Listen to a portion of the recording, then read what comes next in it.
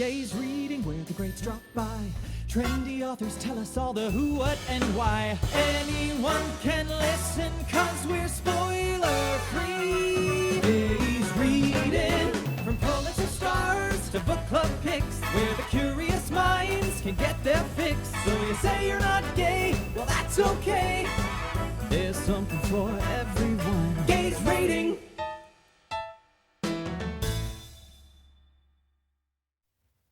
Hello and welcome to Gaze Reading and this new, exciting, fun series that I'm calling a very simple, What Are You Reading? And I am thrilled to be here with, to my ears, a celebrity, Mattea Roach, who is the host of Bookends, the CBC's literary podcast. And the Gaze Reading listeners know their voice from the ads from the Gaze Reading episodes. Mattea Roach, welcome to Gaze Reading and this new series that I'm starting. I'm thrilled to have you. Thank you so much for having me. I got jump scared by my own ad, actually, when I was listening to one of these other What Are You Reading episodes, trying to catch the vibe of what it might be like to chat with you. And then, I got hit with my own voice when I was not expecting it. Very scary. Hopefully the other listeners are not as scared as I was to hear my voice. No, you have a great podcast voice, obviously. And I love it. For me, it's soothing when I hear it on my own episodes because it's a break from my own yourself. voice. That's very kind of you. Yeah, I think most podcasters, I would say, are not soothed so much by the sound of their own voice. And you're having to listen to the same recording often of yourself multiple times and just relive, do I like how I asked that question? Did my voice crack in a weird way? So to hear that somebody else who's an expert podcaster finds me soothing, that's actually very nice. Very soothing. You're Canadian, which is like extra soothing, both in how you talk, but also just like in your general spirit, because we're going through a tough time down below. Yeah, aren't you just? Yeah, I have a light regional accent that sometimes comes out to play too. Like I was just back in Nova Scotia visiting family a couple weeks ago now. Sometimes if I'm there for a little while, you start to hear some folksiness creep back in. What does folksiness sound like to you? Oh, I don't want to do an imitation because it's going to be, but I think there are some accents when you get to Cape Breton, which is where a lot of my family's from, and especially if you go to Newfoundland in the eastern region of Canada that start to almost get Irish. Yeah, it's on a continuum. So it's interesting, like I will notice accent creep if I'm hanging out with my mom's relatives that live in a sort of small fishing and tourist town. And then I'll come back to the city and think, I'm talking different. Interesting. Is it, and again, I don't want you to do an imitation, but is it specific words that you notice? Is it like a general across the board? I ask because my husband is from Staten Island and it is some specific words. That's an accent that I think comes out to play on specific words for sure. Yeah. I would say the biggest telltale sign for me is the AR sound. So I would say often if I'm talking to a cousin who lives at home or something like that, it'll be if you're the standard Boston accent sentence to say is I parked the car in Harvard Yard, but I just said it not in the Boston way, but in a way that also to some ears sounds crazy. Right. Cousin. It's a bit of a nasally R. Yes. I hear that. Okay. Thank you for That's the telltale helping sign. Set a time and place for us. I appreciate that. Okay. I feel like we're cousins. Our podcasts, I feel like, are cut from the same cloth and yet are very different, which is, I guess, what cousins really are. That's exactly what cousins are, yeah. Yeah. What has your reading journey been like? Let's find out. What are we reading now? Okay, so we're chatting. It's early August, I think we can say, August 7th. I'm happy end of the to say. first week. Yeah. So it's a slow period, relatively speaking, for me reading-wise, in that I haven't been producing interviews through the summer. Beautiful thing about public radio, we get to do some summer reruns, have a little summer hiatus, summer vacation, which means that I have some time to dive into maybe the backlists of some authors that I'm excited about that I might be talking to in the fall. Do, in theory, a little bit of pleasure reading as well. So what have I been reading lately? I can look at the books that I'm using to prop up my computer, and I can also look at my little iPhone note. Currently, I'm reading Deep Cuts by Holly Brickley, which is being adapted into a film by A24. It's going to have Austin Butler, Saoirse Ronan. Are you familiar with Deep Cuts? Is this a title that's crossed your desk? It has crossed my desk. Okay. How do you feel about it? Have you read it? Listen, this Deep Cuts is the perfect example of book comp tragedy because I'm the kind of person who maybe give me a line or a vibe of what a book might be about, but I am not reading a blurb. I like to go in as blind as possible. When Deep Cuts is compared to Tomorrow and Tomorrow, or compared to Daisy Jones and the Six, or other books that sort of hold a certain kind of value in the canon, you have expectations. And so it is impossible to go in without those expectations. But I want to go in as clear as possible. Yeah, And you I would don't argue want to. that Deep Cuts was that tragedy for me. It did not hold up to what I was promised, but I didn't dislike it. I think the vibe that I'm getting about Deep Cuts, so I'm really interested. We're going to interview Holly Brickley, have her on the show. I'm really interested to talk to her. I think that it seems to be a book that really hits if you went to college at a specific time and if the references are Mm, your references. So talking to my coworkers, there's a couple folks around the office who were in college in that early aughts period where yeah. they were graduating into the era of indie sleaze, and these were the bands that they were really excited about. And the methods of sharing music, that was how they would share music, and this is how they would talk about it. Whereas I missed this whole period. Like my dad, was a big influence on my music taste, was like too old for that. He was coming of age musically in the 80s, listening to vinyl records, and shout out Brave New Wave's CBC Radio, the program that really got him into a lot of alternative stuff that he enjoyed back in the day. And then I was like going to high school and university in the 2010s. So past the indie sleaze period, we were firmly in the era of streaming. So it was interesting for me to read this book that was about this period that was clearly like coming from a place of such passion. Mm, And I respect the passion, but it's just not the specific stuff that I'm passionate about. But I always love talking to people about that something they're passion and passionate like about. getting to Yeah. understand, okay, why is this important to you? We've actually had a couple Mm. of like music writers on Bookends during the first Oh, season, that's now that I think interesting. about it. Yeah. Yeah, books about music, or we even did one of the 33 and a third by Bloomsbury, like that series of books that are the deep dives into albums. Mm. We had Leah Cardos on to talk about Hounds of Love by Kate Bush and the book that she wrote about that album. And I just love hearing people go deep on the records that really are important to them. And it's cool that I get to do that sometimes on a book show. Yeah. What would your deep dive be if you were to write a deep Oh, dive? I've thought about this. I don't know if anybody who's an editor at Bloomsbury Press listens to Gay's reading. I would, if I got my act together, love to do Blue Rev by Always is an album that I have a lot to say about. Interesting.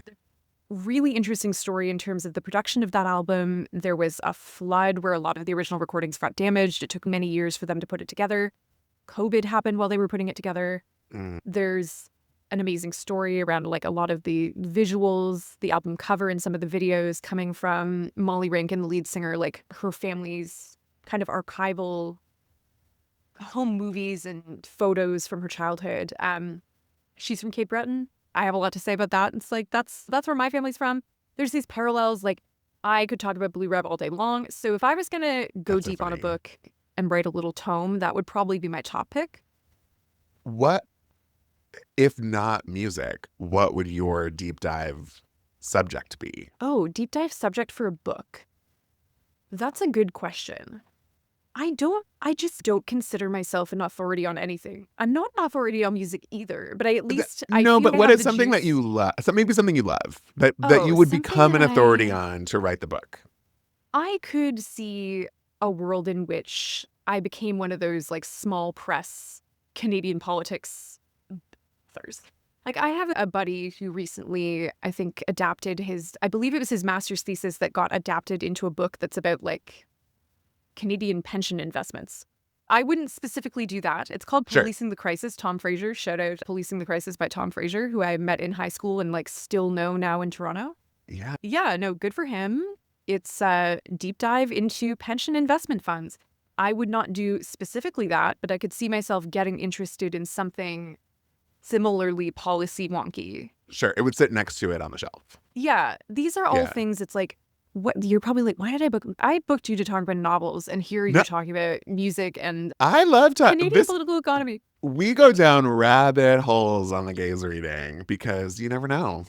No, you Well, ne- okay, what really else are do you never reading? know. What else am I reading? Okay, what have I read lately? I mentioned reading backlist, right? So Yeah. some of what I want to do during the summer, now that I'm not having to like actively produce, we're producing typically 2 interviews a week for Bookends, which means reading minimum 2 books a week. And you don't always have time to necessarily dive into an author's back catalog or really Yeah. sit with stuff for as long as you might like to. So this slower period has been good for me to read some canonical stuff that I might have missed. One thing I read recently that I adored, and I feel silly for not having read it sooner, but also I'm glad I read My it pen now. is ready. I'm Dubliners, excited. James Joyce. Shout out James Joyce. Oh. Yeah. I actually did a little write-up for the Toronto Star about this as part of this like summer reading recommendation thing that they did. Do you remember that? I think it was the Chicago Sun, I want to say. Sometimes. The Sun Times, the AI Yeah. generated Yeah. summer reading list with the fake books. Yes. Yeah. One of the culture writers at the Star basically had this idea of, okay, we're going to get actual people to do a real curated recommendations list, folks that are working in the Canadian literature space. And I thought, okay, I don't want to pick a book that's been on the show. That feels like picking a favorite child. Yeah. What am I reading that's different? And I happened to be like on vacation at the time, and I had this beat up library copy of Dubliners that I think, I don't know, was probably like a 20-year-old book, had clearly been well loved and taken out many times. Those stories hold up. They're so funny. I think I didn't realize how Interesting. funny James Joyce is. And it made me really want to actually get into the novels, which I know is more of a project. Hmm. But It yeah, like it's kind of social comedy. It definitely helps if you know a little bit about what was going on in Ireland at the time. I think that hmm. enhances your understanding. That's good to know. But it's also like a Going window into it. into that. If you don't know about Yeah. Ireland, read the stories and then think, okay, what are these guys talking about when they're at the pub discussing these nationalist politicians? Because this was still during the period where Ireland was not an independent state. It's Mm. pre-Easter Rising, pre-Irish Civil War, still under home rule. Oh, It's a really fascinating. fascinating Huh. period. So it's a window in to that in a way. It's it I didn't read more than a chapter of it yet, but I started reading Moby Dick for Ooh. a similar reason. I was like, I feel like this is canon. There are other books that have come out that talk about the queerness of Moby Dick, so I was curious to like cross-reference. But what surprised me was how much I was laughing in that first chapter. I was like, this Mm. is so dense. And it's not dissimilar from like funny Shakespeare, where you're like, wait, I'm I have to think about this in a new and different way, but it's commenting on something that is surprising and I'm finding it so funny all at the same time. That's really interesting. I think this is, I don't know if I've been like putting my head in the sand or what. I feel like this is maybe the first time that I'm really reckoning with the queer angle of Moby Dick. I have Mm. not read Moby Dick. I've heard a lot about Moby Dick because people love it. People are real stands for that book, I gotta say. I must read it at some point. Amy Schneider of Jeopardy fame is like Uh-huh. a Reading Moby Dick, guest. huge Moby Dick Yeah. person, has talked to me at length about it before. Susan Rieger, who wrote the novel Like Mother, has read Moby Dick 3 times. I was like, 3. Susan, it is It's this. not a short book either, right? That's a commitment. You've got to really want to dive back in there. Yeah. So no, it is definitely like a staple for some people. Like there is passion behind it. Yeah. And I And you love know what? that. I really should at some point. I don't know that this is going to be my Moby Dick summer. I think that this was my intro to James Joyce summer, Yes, and that was love. good. We checked that off. But it is a novel about whaling. Like it's a seafaring novel, cultural similarities, again, like regional literatures. I want to stay tapped into that East Coast vibe. So I Yeah. do think I need to read it at some point. Interesting. Yeah. I said we're cousins. You are your James this summer, and I also have a James this summer. James, I did my first James Baldwin Oh, okay. Which one? at Giovanni's Room. Okay. Thank goodness, because that is the one that I have read. I also always need to read more Baldwin. I read Yeah. Giovanni's Room for a course that I did in university and devoured it. Mhm. Distressing novel at some points, Yeah. but beautiful. Beautiful. Loved it. Appreciated how short it was. James Baldwin had a real economy with words, I Yes. It found. wasn't it was it I wasn't like, "Oh, I'm glad it's short so I could finish it faster." I was like, "Oh, this is It's It is like a impressive. decadent meal and you could only eat Yeah. so much of it. Yeah. No, exactly. It's impressive what he's able to pack into a short package. And same with any of his essays that you read, any of his interview excerpts that you read. It's almost when poets write novels, often I find that every word has very specific meaning, really needs to be there. James Baldwin almost is like that for me. There's no word that is superfluous. 100%. Among my new favorite, not even new favorite things, but I've realized the more I've read that I love a poet's novel. Yeah. That was so. My first introduction to your podcast actually was when you were talking to Kava Akbar about murder. That was the first one that And came to mind. yes, exactly. Rolling back the clock a little bit, when Bookends launched last fall, there was a whole process to get the show launched. When you're doing a show for the Canadian Broadcasting Corporation, you produce like a radio pilot essentially, as though you were doing a TV cool. pitch. And so Kava was actually one of the guests that we had on for our pilot episode that we had to send up to management to say, hey, this is going to be the vibe of the show. Do you like it? Please, I would like a job. So the stakes were really high for that interview. And he was such a gracious guest. I loved that book. It was so perfect. Exactly what I needed to read at the time. And yeah, completely 100%. a poet's novel. Like word choice, so elegant. I really felt like, I don't know, it speaks to the time it's written in. 100%. Yeah. Yes. When I think poet's novel, that is the first thing that comes to mind. No, I am eager to see whether he writes more novels. I don't know. Anything he writes, I'm going to be excited to read in the future for sure, Kava. Yes. Big fan.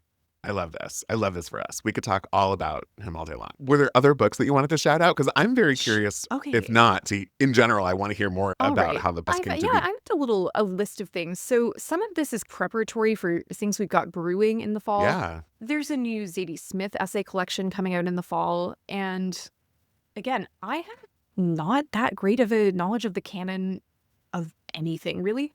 I did not do a literature degree in university. I did a sexual diversity studies degree, which I will defend to the death. Like, it was a real degree. It was rigorous.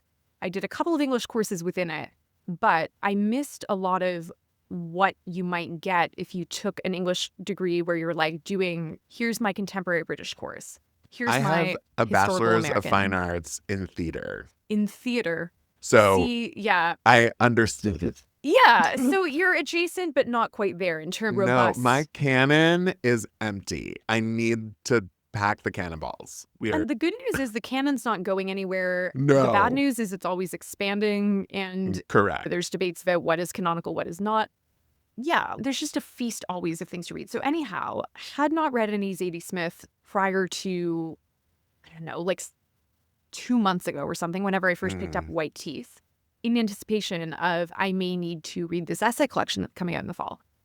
White Teeth is so good. The hype is deserved. I have to say the hype is deserved. I am such a late in life reader.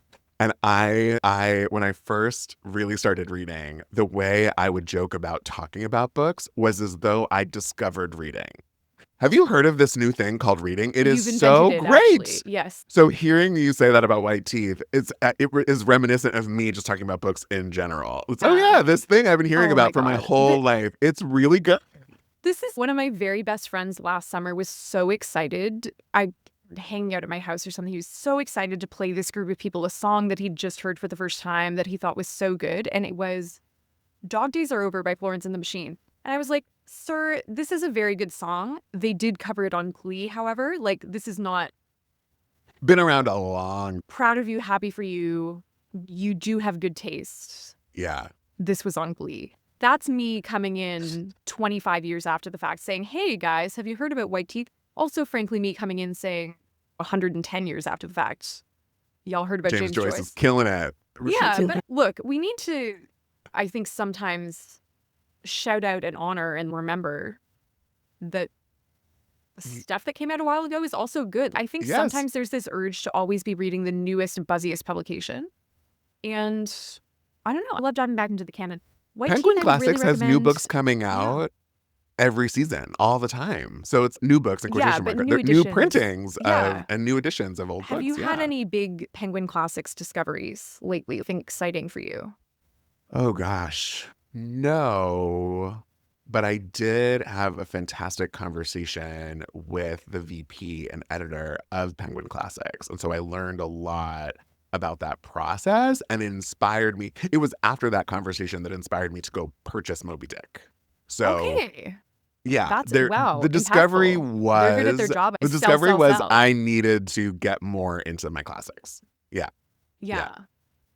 You Yeah, were well, about to say, you were talking about Zadie Smith. oh, Zadie Smith. Just, I don't know. If you're into the sort of like multi-generational family epic, White Teeth does that. It is a book that took me a while to get into, I will say. I couldn't really see where it was going for maybe the first 100 pages of 540 or whatever. But it ended in a way that was entirely satisfying. And I think, I don't know, I'm very much of the opinion that readers should want to challenge themselves. I know that sometimes you want to beach read, and that's fair play. However, I did just describe when I went on vacation earlier in the spring, I brought James Joyce with me to the beach and in the car when I was like driving around in Morocco on my little spring vacation. So I have perhaps some busted ideas about what's relaxing, but I do think that there's value in really challenging yourself and I don't know, like using your leisure time in a way that like elevates as opposed to just, I don't know, pacifies. I can Yeah. watch Selling Sunset. I don't want to read the Selling Sunset of books in my Right. spare time. I feel you. My favorite kind of book I refer to as accessibly literary. Yeah. So it is quote unquote easy to read, but it is meaningful Yeah. and you really get something out of it. For sure. Yeah. I think that there certainly are some authors that maybe try to be dense for the sake of being dense or know that they're playing to a narrow audience and maybe it's not for everybody. But there certainly are also many literary authors working that are frankly easy to read. What do you have an Yeah. author in mind that exemplifies that accessible literary for you? I'm curious. So the first person that always comes to mind is Dolly Alderton. Okay. Because I find ghosts to be so deceptively meaningful. And I don't want to call it literary because I think some people would come for me, but there is a literary element within something that people would assume was fluff. And I think that it's, oh, this was an easy book to read, but I took so much from it. I was moved. It was meaningful and it's well written, right? At the sentence level. That's just like an example. Yeah. No, there's plenty of names that you can shout out. Like, I would say for me, I would consider less so the most recent Sally Rooney, but Sally Rooney to me is somebody incredibly easy to read, very clean prose. Yeah. But the books also Clean do have prose something is to a great say. way to put it. Yeah. Yeah. Like Intermezzo, which I read right when it came out last fall, definitely was the most challenging of the novels in the sense that she's trying to do something more stylistic with one of the brothers in that book kind of having this more fragmented perspective, almost a bit Joycean in the way that she's writing, trying to, in a style that's reflective of the fact that it's a character who is drinking a lot, who's doing a lot of benzos. That was interesting and different from anything that she'd done before. But overall, like, she's just easy to read, very clean sentences. Can't complain about that. But then when you get into it, it's okay, we are talking about the housing crisis and gender dynamics in a relationship and so on. And there are people that don't enjoy Sally Rooney, think it's a bit too thinky. White people go to college Honestly, and talk I think about it's their because she problems. doesn't use quotation marks. If she used quotation marks for her dialogue, people wouldn't think that, I don't think. Really? See, it never even once occurred to me. I've read all 4 of the novels. Never once did it occur to me that it was a problem that there were no quotation marks. Did not bother me. I'm not saying it's a problem. I'm saying No, I I think know people have really strong feelings. right, and You'll read the Goodreads reviews sometimes. I sometimes, and I shouldn't do this, but sometimes after I read a book, I do go to Goodreads, or Storygraph is actually the app that I use more frequently, to see what are the people saying. yes, And it's good to know. sometimes I'm quite baffled by what I find. I'm like, oh, that's how you judge your experience of a book? Interesting. All right. Yeah. There is something so funny about being an artist in general and how an audience is what really puts the finishing touch on the art. Yeah. There is I don't want to say my favorite, one of my favorite children's books is called After the Fall by the author Dan Santat. And it is this beautiful book about what happens after Humpty Dumpty falls. Oh. And it's the story of this egg who is obsessed with planes and flying and the sky. And the ending made me cry and is beautiful, but was completely misinterpreted by some readers.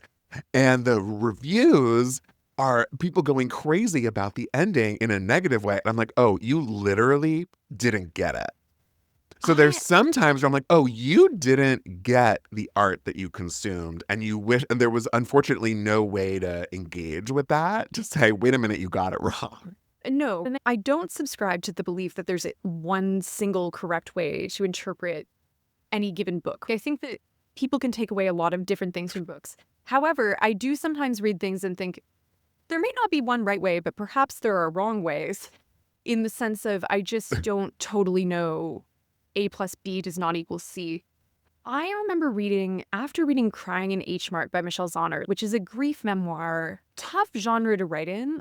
I generally do enjoy reading them. I find them cathartic to read. I think that if you're somebody who's going through a grieving process, Oh, I 100%. found them to be like very helpful. Got it. I thought you sort just of meant read. like on a Tuesday. Oh, no. Like I went through a Let me period. feel better I went about through the a period world. like 2 summers ago where I was reading like a couple of them in a row.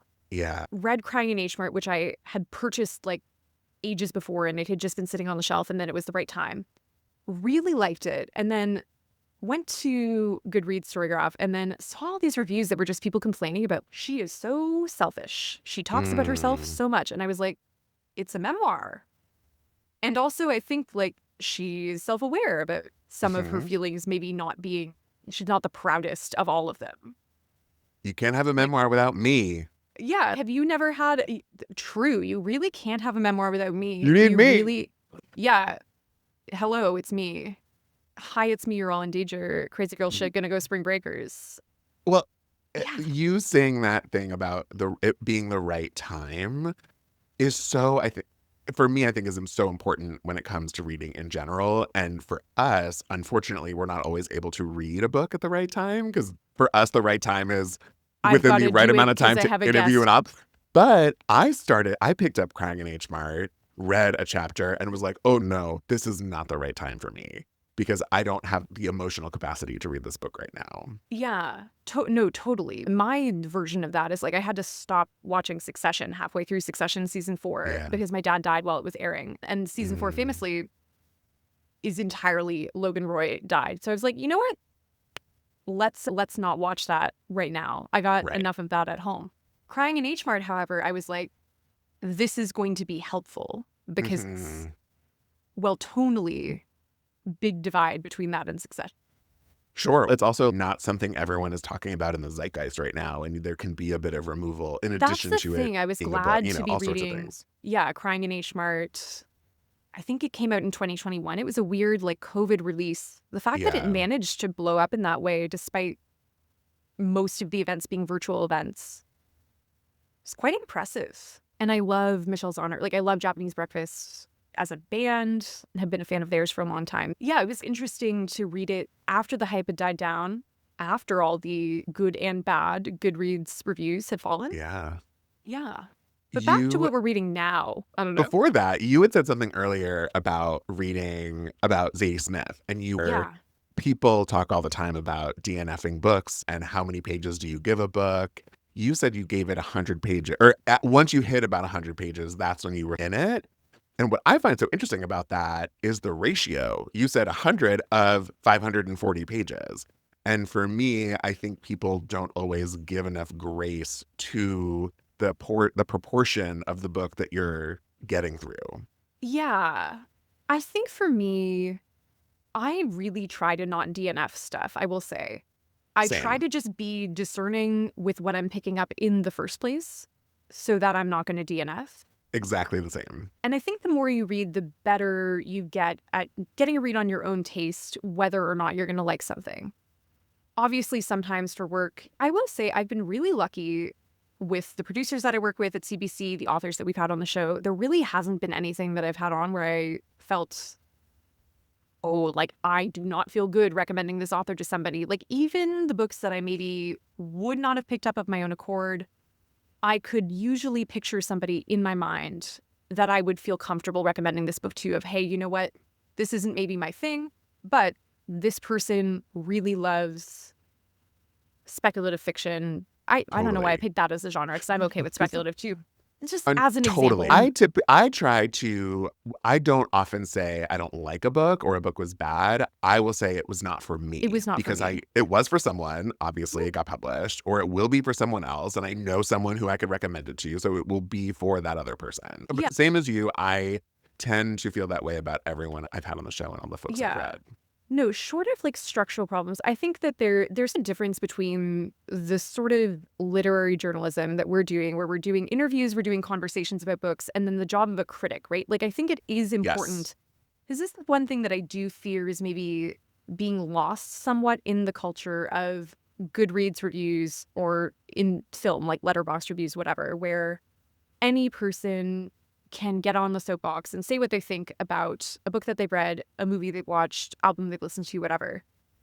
There are some people who seem to think that any criticism is essentially you're just dogging on somebody or is hateful, and I don't think that's true. But I do see it as not my job to do the work of a critic in my role as like an interviewer of authors. I'm not Sure. trying to get somebody on my show and be like, hey, I would like to confront you about some things I didn't care for in your novel. Correct. People There's- ask me yeah. what I think about as my quote unquote job for in terms of in relation to the show. If I'm not a critic and beyond interviewer, what is my role here? And I will say, I feel like my job is to get you to fall in love with this author. Because if you fall in love with them, then you can fall in love with their content or whatever. Because for me, it's about the artist and not the art necessarily. Yeah, that's exactly it, right? Like, I think sometimes authors can have amazing ideas that don't always translate into a book that is equally as amazing as the thoughts behind them, if that makes sense. 100%. Or there might be some really like interesting background research that an author did to write a novel that you're not going to learn about just through reading the book. But if you interview the author, talk to them about it, listen to that interview back, you might learn something additional or find something out about what compelled them to dive into, say, if it's a historical fiction, like a particular period. Mhm. So, yeah, there's definitely value, I think, in reading things that are not totally your cup of tea. I will say one thing that I've really enjoyed about my job and about having a team around me that's quite diverse in terms of their reading taste is that I have been pushed to read things that I would ordinarily not even consider picking up and have been forced to challenge some notions about what my taste is as a reader. Is there something that comes to mind that you were pushed to read that you ended up falling in love with? Yeah, so I will say I am a famous romance novel hater, romance movie hater. Like, I don't generally like it. Obviously, so many Damn. books are driven by romance, right? Yeah. But the genre of romance novel, when you go to the store and that's the section, that is not a Right. section you're going to find me in. Just because struggle with the kind of like happy ending. There's pursuit of the happy ending, pursuit of what am I reading a book to feel good. I'm thinking of the Arrested Development quote where they're talking about the alternative school that maybe goes to, it's what you're sending her to one of those new age feel gooderies. That's sometimes how I feel when people are talking about needing to escape into a romance novel. Yeah. It's just not something that I crave. Fair. And I think for a while I was ignorant to the like vast gradations in like quality within the romance genre, right? Because some of it is like pulpy, schlocky stuff. Some of it is done with a real sense of craft. And the sentences are good. And there's interesting, perhaps, allusions to other things. And you can really respect that, you know what? If this person wanted to write a more literary novel, they could, but they want to write romance. And so that's what they're doing. Sure. So I really got into The Pairing by Casey McQuiston. That was one of the early interviews that we did for Bookends. Ooh. And I was like actively annoyed at how much I was enjoying it while reading it. I was like, shit, like I felt like I was becoming uncool somehow for enjoying it. because I had That's this. so interesting because of the Yeah. stigma that reading quote unquote romance has. Yeah. And I think it is Yeah. a little bit of it's a very like feminized genre, right? It's overwhelmingly a genre that is written by women, read by women. Yeah. And so Casey McQuiston is actually like an interesting figure to talk to in the romance genre because they're writing queer romance and are coming at it from this sort of genderqueer or non-binary perspective. Yeah. And they've written gay guys, they've written lesbians, they've written this kind of bisexual romance with a character who's navigating gender with the pairing. Hmm. And I think basically I was reading it and I was like, hey, you got me, gal. Like, fine. Like, I'll admit it. You did a good job. The book's good. Okay. Yeah. And they were just such a great like I could have talked to them all day long. I think we had a ton of stuff in common and just came to very different reading habits out of those things in common, which was so fascinating. I don't mean to be like a therapist about this because I have my own answer too. How did that make you feel? How did reading something that you like were digging your heels in and you didn't think you were going to like it, you didn't even want to like it, but then you were like, okay, I liked it. It is a very I think I probably did actually bring this up just in passing in therapy at the time of just, this is weird. It's a lot on the go. Yeah. I think it made me really check in about, do I have an aversion to joy? Do I just really hate being happy? Oh, that's so interesting. Because even earlier in our conversation, I mentioned, I think when you're doing your reading for leisure, it should be like work, which is a very Catholic attitude to have towards your leisure time. And I would say that I have like I call it Catholic because that's my religious tradition that I was brought up in. Others might call it, if they were brought up Protestant, the Protestant work ethic. I have this idea that we should be trying to improve ourselves to some extent through our leisure pursuits. And so I thought like romance is this sort of fluffy thing that you're turning to escape. And it's not necessarily weighty. And I think two things that I learned through reading The Pairing. One is that was a book that did have some heft to it in terms of you have characters that are dealing with like navigating gender identity, dealing with grief in that book. Like one of the characters was dealing with loss of a parent and how that affected their ability to be in a relationship, like dealing with being a young person trying to figure out your career and distinguish yourself as perhaps separate from a family that has a bit of a family business. Like one of the characters in that book, it's like all of the other people in their family work in the film industry. These are like real subjects that I am in the demographic that book was written for. So it shouldn't be shocking to me that I did end up enjoying it. But I think I also developed an appreciation for why maybe it is okay that some people, when they're having a hard time, do just want to pull the escape hatch and go to another world and not think about their problems, as opposed to me where I'm like, let me think about my problems even more. Let me watch or read or listen to art that makes me think about my problems. There is something, though, to be said that even the world of James Joyce is not exactly your world. So there is an escape element, even still. I feel like I'm constantly challenged to just re-examine what I think my own taste is.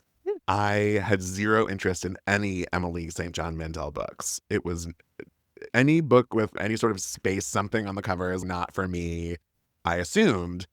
I saw that on everybody's end of year list, like 3 or 4 years ago, whenever it was, Sea of Tranquility. And I was like, all of these readers who I trust, this book is one of their top 10 favorite books. So let me just read it. And I read it in like November. And sure enough, it was one of my favorite books of the year. And then I read Station 11 and fell in love and was like, okay, let me challenge. I love a good story. Yeah. And maybe it's okay that it's a genre that doesn't. It's so funny that you should say that because I also have beef with the concept of space in that I just am not that interested in it. The concept is it. Do you not believe that it exists? No, look, don't try to get me like that. No, of course I believe it exists. It's just I struggle to conceptualize it. And I feel like there's so much on the go on Earth that I can't even fathom being that worried about what's going on in space. So real. I feel you. And I think just also, if we were living in a time where space exploration was a more, I don't know, felt like a nobler pursuit if it was the 60s and I was really raw, it's the Cold War, are the Americans going to get to the moon? Isn't the progress of man amazing? Like, I can see that in that context, I might be really impressed at just like what humans are able to achieve. Yeah. Currently, the vibes that I get from a lot of this Blue Origin Virgin, let's send Katy Perry and Gayle King to space for some reason, I don't particularly care for it. So it's funny to me that, what's your beef with space? That's what I'm curious about now. I think it's less space and more like that shows science fiction. It shows some sort of fantastical component. And I don't mind a fantasy element in something that's a bit more grounded, generally speaking. Yeah. So it surprised me that I was as engaged as I was. Yeah. And did you read Sea of Tranquility and then go back and read Station 11? I did. Okay, interesting. Yeah, because I read Station 11 for Canada Reads, which is the panel show that the CBC does. So before I was working for CBC Books and hosting Bookends, part of my way into this job is that I was cast as a panelist on Canada Reads, which is this debate show that they run every spring. And it's this battle of the books where they'll get 5, I'm doing air quotes for the listeners, celebrity panelists who I do not consider myself a celebrity. I think, no, I would prefer to not be one. People that are known to Canadians, sometimes like athletes, TV, homegrown TV stars, occasionally like retired politicians. Like we had a book talker on my year, which was cool. Yeah. Anyway, 5 people, they each pick a book and then they defend it and say, this is the book all of Canada should read this year. And then every day for a week, like a book gets voted off and then there's like a winner and so on and so forth. So it's this huge driver of book sales in Canada. It's wild. Like you look at the bestseller lists every year and the books that end up getting chosen for this program are often amongst the top selling titles. So it has real impact. And yeah, I'm just boosting like other work that happens that my coworkers do. But I was a panelist on the show before I ever worked at CBC Books. And the year that I was on, Station 11 was one of the books in the competition. And so I had to read it in that context, which is a very strange context in which to read a book because I was reading it and really liked it, but it was not my selection. Yeah, right. No, it was not my selection as the book that all of Canada should read. I was defending Ducks by Kate Beaton, and so I basically had to be like, my book can beat up your book. And in fact, technically, Ducks is a much bigger book. It was physically I think I made that exact same joke at the time. I was like, physically, this is by far the largest book, so it's going to win. And you know what? I did win. It was a slay. Station 11 was in the final. It was a really like... Yes. Good contender. Yeah, strong contender. Yeah. Michael Grey Eyes, the actor who's been in... What has he been in? Oh my God. It's okay. We'll Google Rutherford Falls. That's the show that was in the U.S. that he's been in that people might know. Rutherford Falls was Michael Grey Eyes' credit that I was trying to think of. Anyway, just amazing, really thoughtful, had amazing stuff to say about Station 11. And I was like, I do not enjoy that I have to claim that my book is more important. Yeah. It's so crazy. But it gets the people reading. So I read Station 11 first, then went to Sea of Tranquility is what this is all to say. And I think that going in that order maybe makes the later Emily St. John Mandel make a bit more sense. Yeah. I don't know if you felt that going backwards. So my experience was also very different because I read Station 11 during a pandemic. No. Oh my God. Right. So talk about a weird time to read that book. So yeah, that in and of itself was its own thing. Okay, we're like, I'm taking up so much of your time. No, are there other things fine. that you want to rattle off before we let you go? Because I like totally fine. What is on your list? The people are gonna. Oh my God, the people. What else is eat on it my up. list? This is terrible because I'm such like a meandering talker that you could just let me rattle things off for hours and I probably wouldn't Me too. notice. I just posted a video today about Mattea Roach and I talking about chocolate. Oh and my someone goodness. was like, how did they end up talking about chocolate? Yeah, you want to talk about a book that I probably would not have read were it not for my job, Death of the Author, Mattea Roach. Loved. I was really surprised by how much I liked it. I was like, Yes. You know what? Yeah, me too. Thank you. I believe my producer, Ryan B. Patrick, shout out, was who brought that to my desk. And yeah, what an amazing catalog of work she has. Yeah. And again, also somebody that just as like a thinker, as somebody who exists in the culture, has so much to say Like, outside of makes her me novels. angry. Yes. Yeah. All right, But what's yeah, your no, list? and also I want definitely to hear more. rambling talker. Yeah, like I think that we also had a pretty meandering conversation that, again, I'm not the editor of my show, so I didn't have to deal with making that fit in the 54 minutes of a radio broadcast. Uh-huh. Yeah, And no, mine is not a radio broadcast. Go that's on as long as we want. that is the beauty of podcasting. I don't know. I love terrestrial radio. I have a real love of both forms, right? Like, I'm young enough that I've come of age with podcasts. Like, I remember when Mhm. Serial came out and it was such a big deal. Yeah. I remember when Welcome to Night Vale launched. Like, those were the things I was listening to in high school. I've always been a big podcast listener for news. Like, it's a big part of my media diet. But I also have this like real love of just basic terrestrial radio. The idea that you're participating in a communal activity and you're listening at the same time as people. I'm Mm. not a fan of call-in shows per se. Like, I'll listen to, for instance, the live stream of the BBC's alternative music station, BBC Six, and they'll have people texting in to say what they're doing while they're listening sometimes. And that's just makes you feel less isolated. We were speaking Yeah. about reading Station 11 during COVID, like listening to the radio during COVID and being part of a sort of communal media consumption experience Yeah. is something that I found very powerful. But yeah, the problem with radio, you got to fit it in an hour. Right. So you might have a really amazing conversation with someone and it might just be too long and you don't get to put all of that on the radio, but we might get to put that in the podcast. I don't know. Mm. So that's a fun bit of my job that I don't have to put my hands on. Don't have to worry about. Yeah, exactly. I don't know. What's a good coda to leave this on in terms of what am I reading? I know you. What You is- have the list in front of you, so I I have don't the know list in how front of what me. you. My grand finale. I would say the thing that I'm like next most excited to pick up That's a great way to end. is something that's in a box in my house because I moved recently and I got to dig around to find it. Uh-huh. But I have been reading a book that is not yet released, Letters to Milena, which is by Christina Stima. And it's based on Milena Shasenka, who I might be butchering the pronunciation of her name a little bit, who was a journalist, translator, and really like freedom fighter living in initially Austria-Hungary and then Czechoslovakia in the early part of the 20th century. And she was a lover of Franz Kafka, and she was also a translator of some of his work from German into Czech. And so this is a novel that's from her perspective and like details her love affair with him and their working relationship. And there's actual like So real excerpts from his letters to her, which exist in archives that are incorporated into the book. And so the premise is like her letters to him actually have been lost. She died in, I think it was Buchenwald concentration camp during the Second World War as like a political prisoner.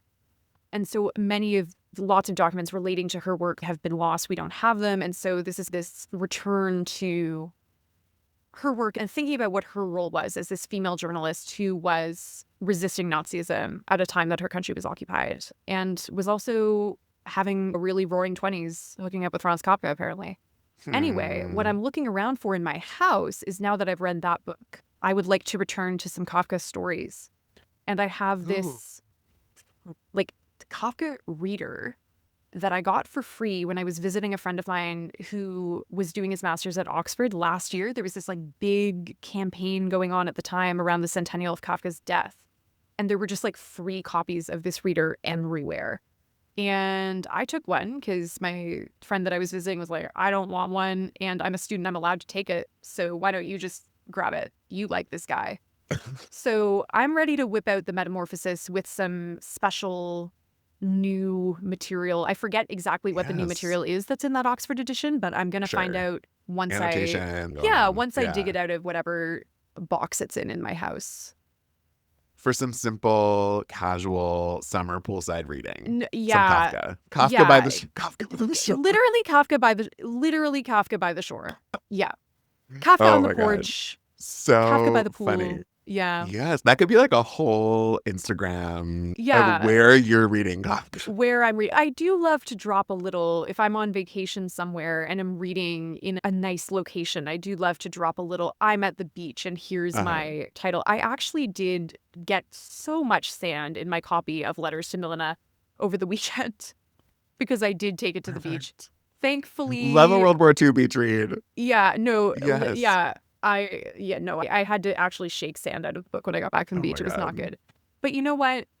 Books are meant to be read, engaged with, and loved. I may be a collector. I've got a lot of stacks of things sitting around my house and in my office, but these are items that I'm using. I don't need everything to be completely pristine. I don't know. No, I agree. Spill coffee. I don't know. I don't dog ear, but I write in books. I tab books, but I still can't dog ear. I don't But dog ear that's- either. yeah. I only recently got into writing in books. For a long time, I was not a writer in books. And then a good friend of mine actually, they made this stamp for themselves. Like, they have a huge library of books. They made this stamp that was like, please write, comment on, scribble in the margins of this book. I'm butchering the wording. But they put this stamp in all of their books. And when they lend books out to people, they are very clear. Oh, if you have thoughts and want to write these in the margins, like, you can write in my book. I don't mind. And that was really cool. It feels like having a conversation. And so sometimes now with books that I am reading for work, I will write in the margins. Yeah. It's typically just for tell that. myself a little joke sometimes. A joke. I'll ask myself questions. I'll ask questions of the author. Yeah. Or those if things. something has really upset me, I might write some question marks. Right, Yeah. right. Yeah. Mattea Roach, thank you so much for being here. Well, thank you for having me. This has been so fun. And again, I feel like we could have been one of those Joe Rogan-esque, like 3.5 hour long podcasts. But Well, we we'll keep just it have to do tight. this again. We'll just have to get on the live stream, do some more shenanigans. But yeah, thank you so much. And great to be podcast cousins with you. I love our family tree.